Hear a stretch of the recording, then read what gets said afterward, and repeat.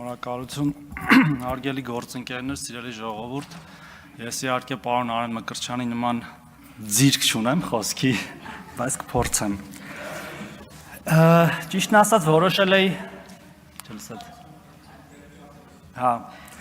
ես ճիշտն ասած որոշել էի բովանդակությանը անդրադառնալ մի հարցի, որի երկխոսությունը արդեն սկսել էի վարչապետի հետ ժողովրդագրությանը, բայց երևի երկրորդ մասում դրան կանդրադառնամ, բայց մեր ժողովուրդը պետք է հասկանա ինչա ուզում անի ընդդիմությունը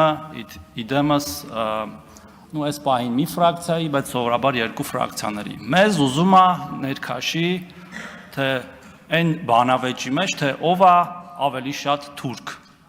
Մեզ մեղադրեն թուրք լինելու մեջ, որ մենք իրանց մեղադրենք թուրք լինելու մեջ, որ իրանք ավելի ուժեղ թուրք են, քան մենք։ Ու շատ դժվար է իրականում դիմանալ այդ գայթակղությանը եւ չմտնել այդ բանավեճի մեջ, բայց մենք պետք է քաղաքական հասունություն դրսևորենք եւ չմտնենք։ Չպետք է մտնել այդ բանավեճի մեջ, հարգելի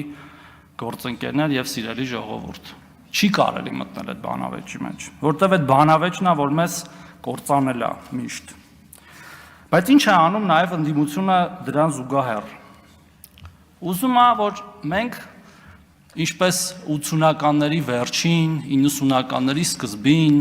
հրապարակված բազմաթիվ պաշտոնական հաղորդագրություններով չունենանք անկախություն։ Մենք չլինենք անկախ, կամ լինենք հնարավորինս կախված։ Այս պահին իրանց կողմից նշված պետությունից, հետո միգուցե այլ պետություններից, ցանկեր նշում տիկին Քրիստինե Վարդանյանը ստեղ չի, երևի պետք է համալրել այդ ցանկերը ռուսի շպիոնների, որտեղ ոնց որ ամբողջական չէր։ Իրանք նաև չեն ուզում, որ մենք ունենանք սահման, պետականության ամենակարևոր ատրիբուտներից մեկը, ու ասում է, որ մենք ենք վարչությունում որոշե Հայաստանի Հանրապետության սահմանը, չէ, տիկին Վարդանյան, մենք չենք որոշել ու չենք էլ ուզում որոշենք։ Հայաստանի Հանրապետության պետական սահմանը որոշվել է Հայաստանի Հանրապետությունը անկախանալիս, որին դուք դեմ եք եղել ու մինչև հիմա դեմ եք։ Հայաստանության սահմանը Հայաստանի սովետական սոցիալիստական հանրապետության սահմանն է վարչական, վերջակետ, այդ է Հայաստանի հանրապետության սահմանը, ուզեք, չուզեք, և մենք այո գնալու ենք, սահմանազատելու ենք այդ սահմանը մինչև վերջ, ոնց որ սկսել ենք, ինչպես իմ գործընկերները նշեցին, դա ամենալուրջ ձեռքբերումն ա եղել 2024 թվականի, և եթե դուք գնաք սովորական մեր քաղաքացիներին հարցնեք, սահմանազատման մասին, ինչպես ես ինքս հարյուրների հարցրել եմ,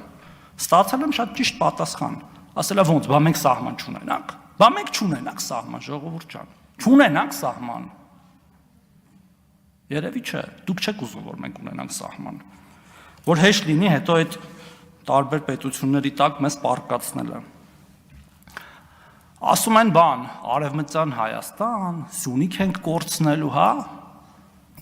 որ դնենք մի հատ սովորական խրոնոմետրաժ անենք, ենթադրում եմ տես կազմակերպություններ կան, չափենք, թե ով է ավելի շատ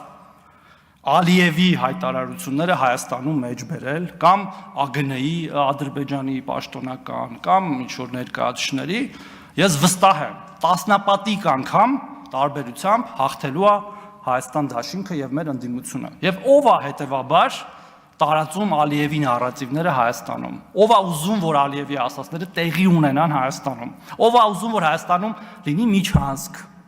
արտատարածքային, ով, պարզ այդ հարցի պատասխան, ով է ուզում, որ Սյունիքը կորի, ով որ խոսում է Սյունիքի կորուստի մասին,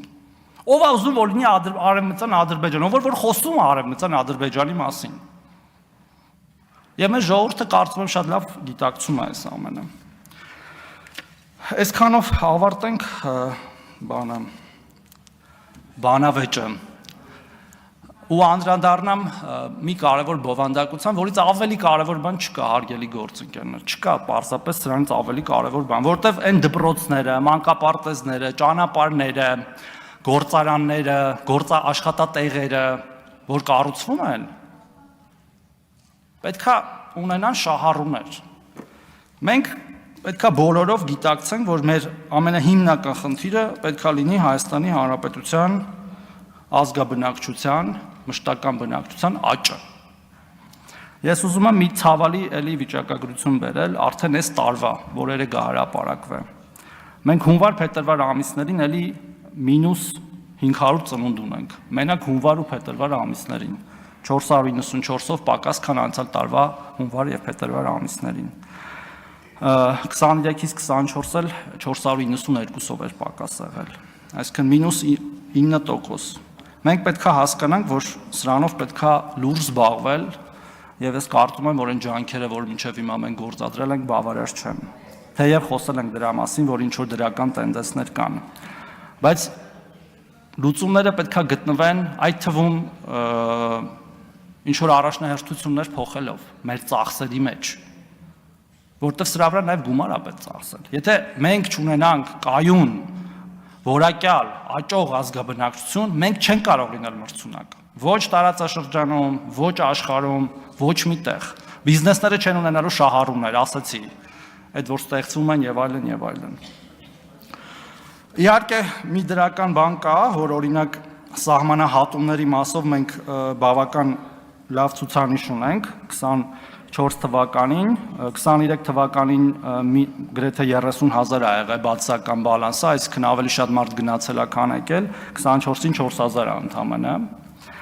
այդ առումով դրական է, բայց կարծում եմ, որ չի կարա մեզ սա բավարարի որևէ կերպ։ Եվ մենք պետք է մի քանի ուղղությամբ գործողություններ անենք։ Առաջինը ծնելիության խթանումն է միանշանակ։ Եվ մեր պտղաբերության ցուցանիշը 1:9-ից դարձնել 2.1, 2.2, 2.5, 3, ու սրա վրա ոչ մի ռեսուրս չպետք է խնայենք, հարգելի գործընկերներ։ Երկրորդը, որտեղ առաջինով չի լուծվելու հարցը, ինչքան է որ ցավալի լինի, որտեղ կա խնդիր մայրական կապիտալի։ Հիմա երեխա են ունենում կանայք, որոնք ծնվել են 20-25 տարի առաջ, եւ նաեւ այս պետք է հաշվի առնենք։ Հիմա երբ որ մենք քիչ ենք երեխա ունենում, մենք 20-25 տարի հետո ավելի քիչ ենք ունենալու։ Այս ամեն ինչը փոխկապակցված է եւ շարունակական։ Մենք պետք է ինչքան էլ որ տարօրինակ թվա, ինչքան էլ որ մեր այսպես կոչված ազգային գաղափարների մեջ չտեղավորվի, մենք պետք է կազմակերպենք իմիգրացիա, ներգաղթ։ Այս հարցը կարելի լուծել նաև եւ առանց ներգաղթի հնարավոր չի լուծել։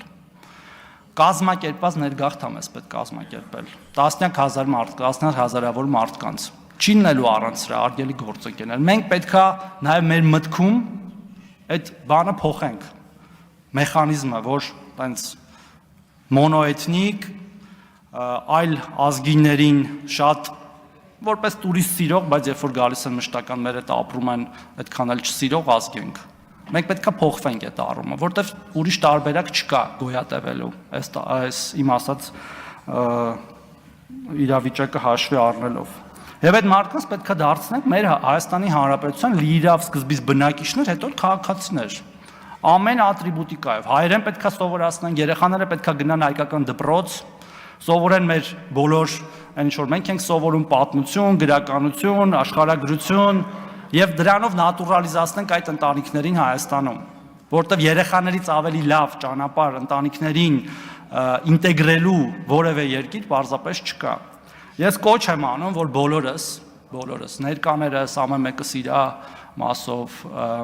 կառավարությունը ամենակարևոր մարմին որպես այս ամեն ինչը իրականացնող այսօրվանից սկսած, երեկվանից սկսած, վաղվանից սկսած այս մասով գործողություններ անենք, որտեղ մենք խոսում ենք իհարկե շատ ավելի տարբեր թեմաների մասին, բայց եթե մենք այս հարցը չլուծենք, այդ մյուս թեմաները պարզապես անիմաստ են լինելու։ Ես իհարկե չեմ ուզում տխուր նոտայով ավարտել խոսքս, ավելի շատ ուզում էի տենց սթափեցնող լիներ խոսքս մեզ բոլորիս, անկախ քաղաքական իդեպ